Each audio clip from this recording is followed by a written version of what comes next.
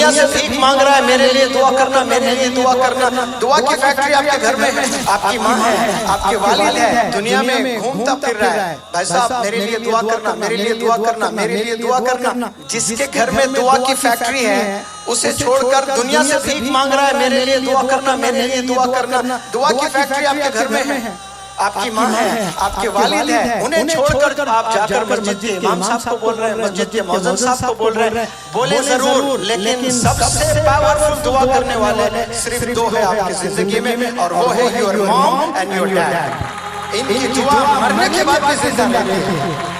इन्हें राजी करना आपने और कहना अल्लाह से रो रो कर मांगना, या अल्लाह अगर मेरी वालिदैन की हयात जितनी भी रखी, जब भी तू मेरे वालिदैन को बुलाएगा इस ज़मीन से, मुझसे राजी करके बुलाना।